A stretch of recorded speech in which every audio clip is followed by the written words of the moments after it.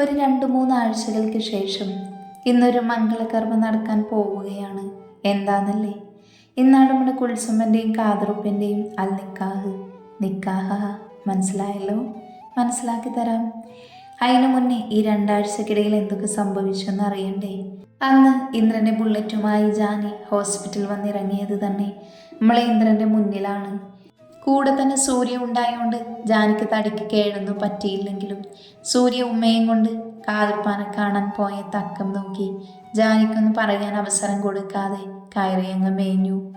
അവസാനം ഇനി എൻ്റെ പിറകെ ദേവേട്ട കോവേട്ട എന്ന് വിളിച്ചു വരണ്ട, നിന്റെ മര്യാദ പഠിപ്പിക്കാൻ പറ്റുമെന്ന് ഞാൻ നോക്കട്ടെ എന്ന് പറഞ്ഞ് പോയ പോലെ അങ്ങ് പോയി. പക്ഷെ നമ്മളെ ജാനി അത് കേട്ട് കരഞ്ഞ് നിലവിളിക്കാനൊന്നും പോയില്ല.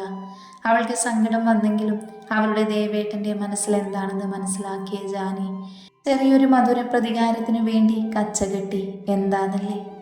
പക്ഷേ ഇന്ദ്രൻ്റെ വായിൽ നിന്നും പുറത്തേക്ക് വന്ന സരസ്വതി ഗീതം നമ്മളെ ജാനി മാത്രമല്ല കേട്ടത് എന്ന് ഷമിക്കയുടെ തുറിച്ച നോട്ടം കണ്ടപ്പോൾ നമ്മുടെ ജാനിക്ക് മനസ്സിലായി. അതിനവൾ ഇളിച്ച് കാണിച്ചപ്പോൾ അവൻ്റെ വക അവൾക്ക് തലയിലൊരു മേട്ടവും കിട്ടി. പിന്നെ ഷമിയുടെ വകയായ ഉപദേശം. അവസാനം സഹികെട്ട ജാനി ഷമി ഒന്ന് പറഞ്ഞ് രണ്ടാമത്തിലേക്ക് കടക്കുന്നതിന് മുന്നേ പറഞ്ഞു, ഉണ്ണി ഉറക്കപ്പിച്ചിൽ എഴുന്നേറ്റ് വന്നതാണ്. ആ സമയം അവനെ കൊണ്ട് വന്ന തൻ്റെ ദേവേട്ടൻ മകനെ പോലെ സ്നേഹിച്ചവൻ്റെയും ഉമ്മയുടെയും തൻ്റെയും ഒക്കെ മൃദുശരീരമാവും കിട്ടുക പിറ്റേന്ന്. ഒന്ന് ആലോചിച്ചപ്പോൾ ഷമിക്ക് അത് ശരിയാണെന്ന് തോന്നി. പിന്നെ നന്ദേട്ടനെ വിളിക്കാനാണെങ്കിൽ നന്ദേട്ടൻ ബാംഗ്ലൂരിൽ നിന്നും വന്നിട്ട് ഒന്ന് റെസ്റ്റ് പോലും എടുക്കാതെ നേരെ ഞങ്ങളുടെ അടുത്തേക്കാണ് വന്നത്. അവിടുന്ന് കുറേ കഴിഞ്ഞിട്ടാണ് ഞങ്ങൾ വീട്ടിലെത്തിയത്. അപ്പോൾ പിന്നെ ആലോചിച്ച് നോക്കിയപ്പോൾ കണ്ടു ദേവേട്ടൻ്റെ കണ്ണേട്ടൻ്റെ വണ്ടി. അപ്പം ഞാനിങ്ങ് പോന്നു. ഒരു ഇളിയോട് കൂടി ജാനി പറഞ്ഞു നിർത്തിയപ്പോൾ അവർ കാതറുപ്പയുടെ കിടത്തിയിരുന്ന റൂമിന് മുന്നിലെത്തിയിരുന്നു. അതിനിടയ്ക്ക് എന്തോ ഓർത്ത പോലെ ഷമി ജാനിയെ നോക്കി. അത് മനസ്സിലാക്കിയ ജാനി പറഞ്ഞു, ഇന്ദ്രൻ തന്നെ ഇനി ദേവേട്ടനും കോവേട്ടനും വിളിച്ച് വരരുതെന്ന് പറഞ്ഞില്ലേ, അപ്പം പിന്നെ കണ്ണേട്ടാന്ന് വിളിക്കാന്ന് കരുതി എന്ന് പറഞ്ഞവൾ ഉപ്പാക്കടുത്തേക്ക് നീങ്ങി. ഷമി ഒരു ചിരിയോടെ തൻ്റെ ഫോണിൽ റിസീവ് ചെയ്തിരുന്ന കോള് കട്ട് ചെയ്തു. ഒരു ചിരിയോടെ പുറത്തേക്ക് ഇറങ്ങി. പിന്നെ അങ്ങോട്ട് ചുറ്റുമുള്ളവരുടെ കണ്ണുകൾ പ്രകടനമായിരുന്നു. കുൽസുമയ്ക്ക് കാതുറുപ്പ മാനുക്കയാണെങ്കിൽ കാതുറുപ്പയ്ക്ക് നമ്മളെ കുൽസുമ ഉമ്മു ആയിരുന്നു.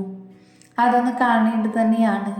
മാനുക്ക എന്ന് വിളിച്ച് നെഞ്ചത്ത് വീഴലും കരച്ചിലും പിടിച്ചിലും എനിക്കൊന്നുമില്ല ഉമ്മു എന്ന് പറഞ്ഞ് ആശ്വസിപ്പിക്കൽ. ഉപ്പയുടെ വകയും തൊട്ടരികിൽ നിൽക്കുന്ന സൂര്യ, ഷമീന്ദ്രൻ, ജാനി ഇവരൊക്കെ വായം തുറന്ന് നിന്ന് പോയി. വാ തുറന്ന് നിൽപ്പാണെങ്കിലും നമ്മളെ ജാനി ഇതിനിടയിലൂടെ അവരുടെ സ്നേഹപ്രകടനം ഫോണിൽ പകർത്താനും മറന്നില്ല. പിറ്റേന്ന് നന്ദു, അമ്മു, അമ്മ, ദിനു, ഉണ്ണി, ഹസി, പാറു എല്ലാവരും കൂടെ ഹോസ്പിറ്റൽ വന്ന് ഉമ്മയുടെയും ഉപ്പയും കളിയാക്കി കൊന്നു. അതിനിടയിൽ ജാനിയുടെ ഫോണിൽ വീഡിയോ കണ്ട് അമ്മയടക്കം ആദ്യമൊന്ന് ഞെട്ടിയെങ്കിലും പിന്നെ അത് അവരുടെ കല്യാണത്തിൽ എത്തി നിന്നു. ഇന്ദ്രൻ്റെ അച്ഛൻ്റെ ഏറ്റവും വലിയ ആഗ്രഹമായിരുന്നു അവരുടെ കല്യാണം എന്ന്. അതിനിടയിലാണ് പെട്ടെന്നുള്ള അച്ഛൻ്റെ മരണം എന്നുമൊക്കെ പറഞ്ഞ് ഭയങ്കര സെൻറ്റിയായിരുന്നു. എങ്കിലും പിന്നെ എല്ലാവരിലും അത് സന്തോഷമുള്ളതാക്കി. ഇതിനെല്ലാം പുറമെ നമ്മുടെ ജാനീന്ദ്രന് ആവശ്യമുള്ളതിനും ഇല്ലാത്തതിനുമൊക്കെ കണ്ണേട്ട എന്ന് വിളിച്ച് നടപ്പായി. കാര്യം എന്തൊക്കെയാണെങ്കിലും അവളുടെ ആ വിളി അവൻ്റെ ആസ്ഥാനത്ത് കയറിയാണ് കൊള്ളുന്നതെന്ന് അവൻ്റെ വലിഞ്ഞു മുറുകിയ മുഖം കണ്ടാൽ മനസ്സിലാവും. കാര്യം അന്വേഷിച്ച് മറ്റുള്ളവർക്കും സൂര്യയും ഷമിയും കാര്യം പറഞ്ഞു കൊടുത്തു. അത് കേട്ട് അമ്മ ഇന്ദ്രനെ വഴക്ക് പറഞ്ഞു. ആ വരവ് ഉണ്ണിയോ ദിനുവോ നന്ദുവോ വന്നിരുന്നുവെങ്കിൽ ഇന്നിവിടെ സന്തോഷമുണ്ടാകുമായിരുന്നില്ല എന്നൊക്കെ പറഞ്ഞ് ഫുള്ള് കലിപ്പ്. ഒന്ന് രക്ഷിക്കടി എന്ന ഭാവത്തോടെ ഇന്ദ്രൻ ജാനിയെ നോക്കിയപ്പോൾ അമ്മൂനെ ആദ്യമായി കാണുന്നത് പോലെ അവളോട് സംസാരിച്ച് നിൽപ്പായിരുന്നു ജാനി. അത് കണ്ട് അവനെ ചിരി വന്നെങ്കിലും മനസ്സിലെന്തോ കണക്ക് കൂട്ടിയതുപോലെ ഒന്ന് ദീർഘമായി നിശ്വസിച്ചു. പിന്നെ എല്ലാം പെട്ടെന്നായിരുന്നു. 2 ദിവസം ഉപ്പ ഹോസ്പിറ്റലിൽ കിടന്നു. അത് കഴിഞ്ഞ് ഡിസ്ചാർജായി ഉപ്പ ഗോഡൗണിൽ പോവാൻ തുനിഞ്ഞതും അമ്മയും കണ്ണനും സൂര്യയും ഷമിയും ഒക്കെ വഴക്ക് പറഞ്ഞുകൊണ്ട് കണ്ണൻ്റെ വീട്ടിൽ കൊണ്ടുപോയി. അതിനിടയിൽ ഹോസ്പിറ്റൽ വേണു, മനീഷും ഗായത്രിയും നിമ്മിയും ഒക്കെ വന്ന് ഉപ്പയെ കാണാൻ. മകളുടെ സാഹസികത അറിഞ്ഞ ഗായത്രി ആദ്യമൊന്ന് വഴക്ക് പറഞ്ഞുവെങ്കിലും പിന്നീട് അമ്മ കാര്യം പറഞ്ഞ് മനസ്സിലാക്കിയപ്പോൾ ഒന്നടങ്ങി. പക്ഷേ മനുവും വേണുവും കളിയോടെയാണെങ്കിലും ഇന്ദ്രനോട് പറഞ്ഞു, മുംബൈയിൽ പോയിട്ട് ഇങ്ങനെയെങ്കിലും ഡ്രൈവിംഗ് പഠിച്ചതിൽ ഉപകാരപ്പെട്ടല്ലോ എന്ന്. അത് കേട്ട ഇന്ദ്രനിൽ കൂട്ടുകാരന് ഞെട്ടലുണ്ടായെങ്കിലും ബാക്കിയുള്ളവരുടെ മുഖത്തൊക്കെ നിറഞ്ഞ സന്തോഷമായിരുന്നു. അങ്ങനെ ഡിസ്ചാർജായി ഇന്ദ്രന്റെ വീട്ടിൽ വന്ന ഉപ്പ 2-3 ദിവസം, 3-ാം ദിവസം ഗോഡൌണിൽ പോയി. പിന്നെ ഇന്ദ്രന്റെ വീടിൻ്റെ അടുത്ത് വീട് തന്നെ വാടകയ്ക്ക് വാങ്ങി. വിവാഹശേഷം അവിടെ താമസിച്ചാൽ മതിയെന്ന് പറഞ്ഞു. അതിനിടയിൽ മായയും ഹരിയും മക്കളും വന്നു നിന്നു. 2 ദിവസം കഴിഞ്ഞ് ഹരിയും പോയി. ഹരി പോയാൽ പിന്നെ മായ ഇവിടെ വീട്ടിലേക്ക് വന്നു. ഇനി ഉമ്മയുടെയും ഉപ്പയുടെയും കല്യാണം കഴിഞ്ഞ് വരാമെന്നും പറഞ്ഞ്. അതിന് ഹരിയുടെ അച്ഛനും അമ്മയും സമ്മതിക്കുകയും ചെയ്തു. ഹോസ്പിറ്റലിൽ നിന്നും വന്ന പെണ്ണിനെ ഒന്ന് കാണാൻ കിട്ടിയില്ല ഇന്ദ്രന്. ഇപ്പം പെണ്ണിൻ്റെ കിടത്തം അവരുടെ റൂമിലാണെങ്കിലും കൂട്ടിന് മായയുടെ 2 കുരുട്ടുകളുമുണ്ട്. പിന്നെ കല്യാണത്തിരക്കും വാടക വീടിൻ്റെ പെയിൻ്റ് അടിക്കലുമൊക്കെ ആയിട്ട് നല്ല തിരക്കിലായതുകൊണ്ട് ഇന്ദ്രനെയും കിട്ടാനില്ല. അമ്മ ഉപ്പ ഡിസ്ചാർജ് ചെയ്ത അന്ന് തന്നെ നന്ദുവിനൊപ്പം അവൻ്റെ വീട്ടിൽ പോയി. കൂടെ ദിനു പോയെങ്കിലും അവൻ മിക്ക ദിവസവും ഇവിടെ ഉണ്ണിയുടെ കൂടെ തന്നെയുമാണ്. അങ്ങനെ ഇതൊക്കെയാണ് ഈ 2-3 ആഴ്ച കൊണ്ട് നടന്നത്. അങ്ങനെ ഇന്ന് കാതറിൻ്റെയും ഉത്സവിൻ്റെയും മംഗളം കഴിഞ്ഞു. വർഷങ്ങളോളമുള്ള ഒരുമിക്കുമോ എന്ന് പോലും അറിയാത്ത ഇന്ദ്രൻ്റെയും ജാനിയെയും പോലെയുള്ള കാത്തിരിപ്പ് ഇന്നതിന് തിരശ്ശീല വീണു. ആ വീട്ടിൽ സന്തോഷം മാത്രം. എന്നാലും ആ അമ്മയുടെയും ജാനിയുടെയും മനസ്സിലെന്തോ ഒരു നെരിപ്പോൾ കത്തിയെറിയാൻ തുടങ്ങി. കല്യാണം കഴിഞ്ഞ് ഉമ്മയും ഉപ്പയും ഇന്ദ്രൻ്റെ വീടിൻ്റെ തൊട്ടടുത്തുള്ള നാരായണേട്ടൻ്റെ വീട്ടിൽ വാടകയ്ക്ക് കയറി. അങ്ങനെ കുറച്ച് ദിവസത്തെ തിരക്കൊക്കെ കഴിഞ്ഞ് ഓരോരുത്തരും ഓരോ മൂലയിൽ വീണു. ഇന്ദ്രൻ കടയിൽ നിന്ന് വിളി വന്നപ്പോൾ പോയതാണ്. ജാനി അടുക്കളയെല്ലാം ഒതുക്കി വെച്ച് അമ്മയുടെ കാലും തിരുമ്മി ചൂട് പിടിച്ചു കൊടുത്തുകൊണ്ട് റൂമിലേക്ക് ഫ്രഷാവാൻ പോയി. ഫ്രഷായി തിരിച്ചു വന്നിട്ടും ഇന്ദ്രൻ എത്തിയിട്ടില്ലായിരുന്നു. എന്തോ പേരറിയാത്തൊരു നൊമ്പരം അവളിൽ വന്നു. എത്ര ദിവസമായി ദേവേട്ടനെ ഒന്ന് മര്യാദയ്ക്ക് കണ്ടിട്ട്.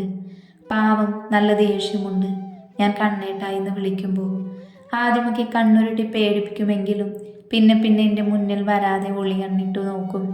കുറുമ്പൻ. ഇത്രയും ദിവസം അവനും അപ്പവും ഉണ്ടായോണ്ടൊന്ന് അടുത്ത് കിടക്കാനും മര്യാദയ്ക്കൊന്ന് ഉറങ്ങാനും പറ്റിയില്ല. ആ ചൂടില്ലാതെ ഇപ്പോൾ ഒന്ന് കണ്ണടക്കാനും പറ്റുന്നില്ലല്ലോ ഈശ്വര. ജാനി ഓരോന്നും ആലോചിച്ച് കണ്ണാടിക്ക് മുന്നിൽ നിന്ന് മുടി കോതിയുടക്കി. അപ്പോഴും അവളുടെ കണ്ണിൽ അവൻ്റെ കുസൃതികൾ ഓരോന്നും തെളിഞ്ഞു വന്നു.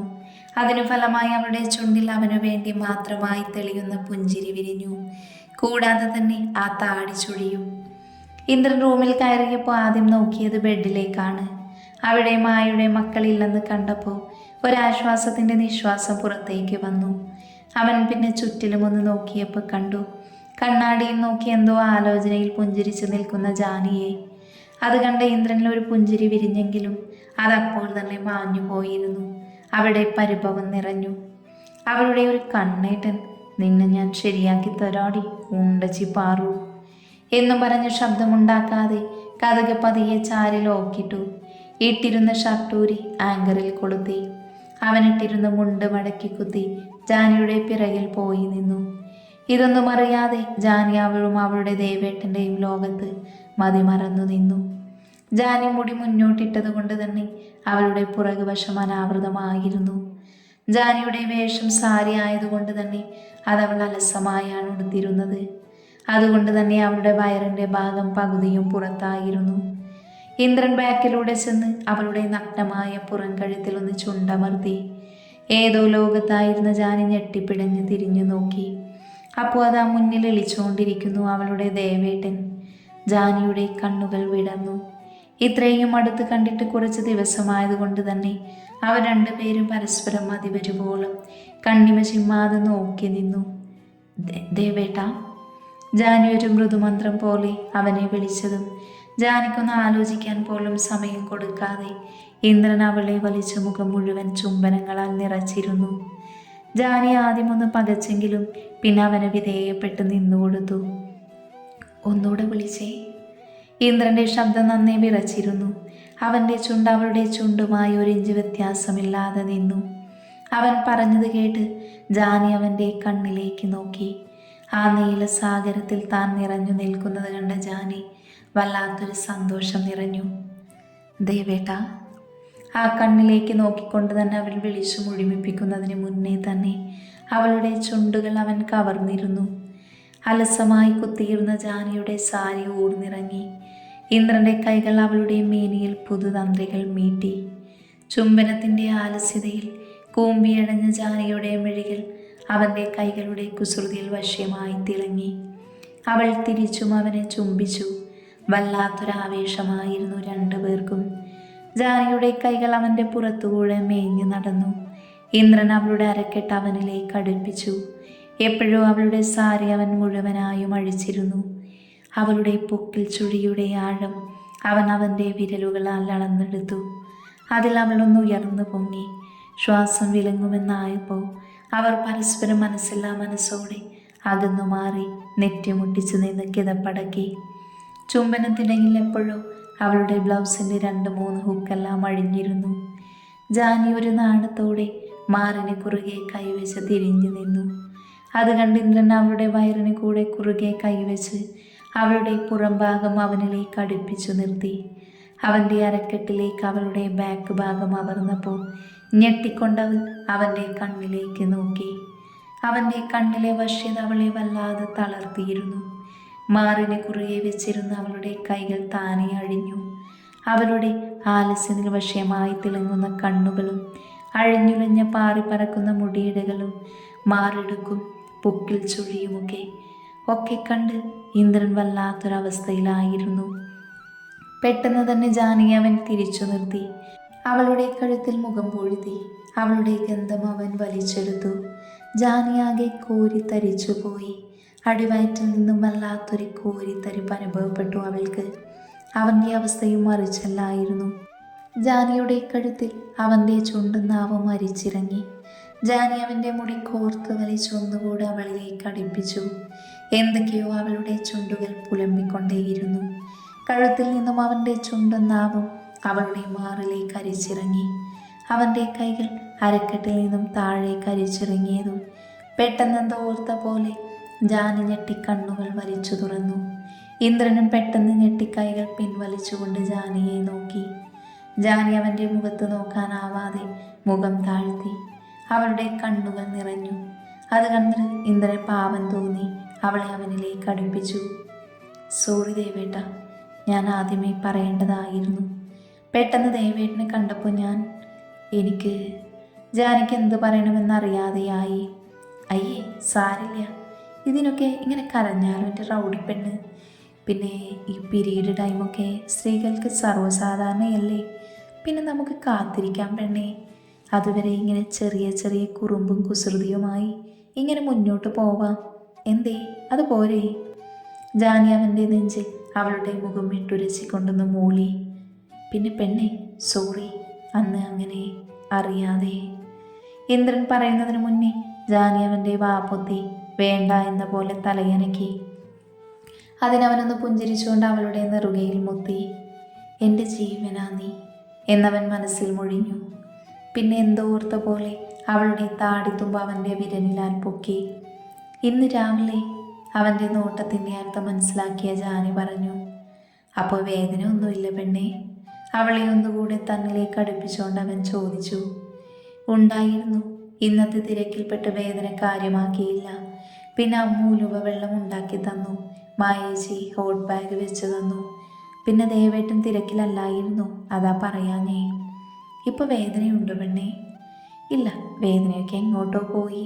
ദേ ഈ നെഞ്ചിൽ ചാഞ്ഞപ്പോൾ. ആണോ, അങ്ങനെയാണോ? ഇന്ദ്രനൊരു കുസൃതി ചിരിയോടെ അവളുടെ താടിത്തുമ്പ് ഉയർത്തി ചോദിച്ചു. ജാനി ഒരു നാണത്തോടെ അവൻ്റെ മാറിലേക്ക് പതുങ്ങിക്കൊണ്ടൊന്ന് മൂളി. ഇന്ദ്രൻ അവളെ എടുത്തുയർത്തിക്കൊണ്ട് അവളെ ബെഡിലേക്ക് കിടത്തി. ജാനി ആദ്യം ഒന്ന് ഞെട്ടിയെങ്കിലും ഒരു ചിരിയോട് അവൻ അവളിലേക്ക് ക്ഷണിച്ചു. കേൾക്കേണ്ട താമസം അവൻ അവളുടെ മാറിലേക്ക് ചാഞ്ഞു.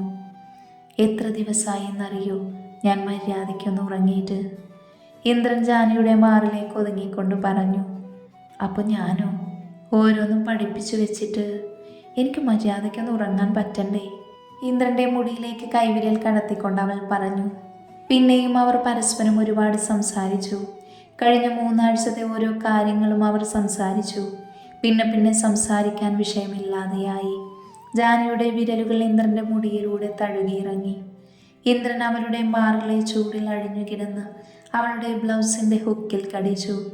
പിന്നെ എന്തോ ഓർത്ത പോലെ അവൻ്റെ കണ്ണുകൾ വശ്യമായി തിളങ്ങി.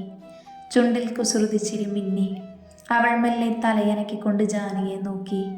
കണ്ണടച്ചാണ് കിടക്കുന്നത് എങ്കിലും ഉറങ്ങിയില്ല എന്ന് അവളുടെ കൈകളുടെ അനക്കവും കണ്ണിലെ കൃഷ്ണമണികളുടെ ചലനവുമെല്ലാം മനസ്സിലാക്കി കൊടുത്തു. ജാനി കണ്ണു തുറക്കാതെ തന്നെ സംശയത്തോടെ എന്താ എന്ന പോലെ മൂളി. അതുണ്ടല്ലോ. ഇന്ദ്രൻ എങ്ങനെ പറയണമെന്നറിയാതെ ഒന്ന് വിക്കി. ജാനി താൻ ചെയ്യുന്ന പണി തുടർന്നുകൊണ്ട് തന്നെ അവന് മറുപടിയായി ഒന്ന് മൂളി. പിന്നെ എന്താന്ന് വെച്ചാ പറയുന്നേവേട്ടാ. പിന്നെയും ഇന്ദ്രൻ കിടന്ന് വിൽക്കുന്നത് കണ്ട് ജാനി ചോദിച്ചു. നിന്റെ മാറിലെത്തേം ഞാനൊന്ന് നുകർന്നോട്ടെ പെണ്ണെ. ഇന്ദ്രൻ രണ്ടും കൽപ്പിച്ചുകൊണ്ട് ജാനിയോട് ചോദിച്ചു. ജാനി ഞെട്ടിയെന്നത് നിലച്ചവളുടെ കൈവിരലുകളും ഉയർന്നവളുടെ ശ്വാസഗതിയും കണ്ണിലെ പിടപ്പ് മനസ്സിലാക്കി കൊടുത്തു. പിന്നെയും അവളുടെ മാറിലൊന്ന് ചുംബിച്ചുകൊണ്ട് അവളുടെ സമ്മതത്തിനായി അവൻ അവളെ ഒന്ന് നോക്കി. സമ്മതം എന്നോണം ജാനി ഇന്ദ്രനെ ഒന്നുകൂടി തൻ്റെ മാറിലേക്ക് അമർത്തി. ഇന്ദ്രൻ വേഗം അവളുടെ മാറിനെ പൊതിഞ്ഞു വെച്ച ബാക്കി വന്ന ഉടയാടകളെ അഴിച്ചു മാറ്റി അവളുടെ മാറിലേക്ക് അമർന്നു. ഒന്നേങ്ങിക്കൊണ്ട് ജാനി ഒന്ന് ഉയർന്നു പൊങ്ങി അവൻ്റെ മുടി കൊരുത്തു വലിച്ചു. അവളുടെ ഇടത് മാറിനെ അവൻ വല്ലാതെ നുണഞ്ഞെടുത്തു. വല്ലാത്തൊരു രുചി തോന്നി അവന്. അവൻ്റെ ശരീരം പാറിപ്പറക്കുന്നത് പോലെ അത്രയും ഒരു മാസ്മരികതയിൽ അവൻ നിറഞ്ഞു നിന്നു. വലത്തെ മാറിനെ അവൻ പതിയെ ഒന്ന് ഞെരിച്ചുടച്ചു. അതിനനുസൃതമായി അവളൊന്ന് ഉയർന്നു പൊങ്ങിക്കൊണ്ടിരുന്നു. അത് അവനിൽ കൂടുതൽ ആവേശം ചെലുത്തി. അവളുടെ പഞ്ഞിക്കെട്ട് പോലെയുള്ള മാംസതലം അവൻ വായിലാക്കി നുണഞ്ഞെടുത്തു. അവളിൽ നിന്ന് കുറുകലും മൂളലുകളും പുറത്തേക്ക് വന്നു. പിന്നീടെപ്പോഴും ആ കിടപ്പിൽ തന്നെ അവർ നിദ്രയെ പുലുകി.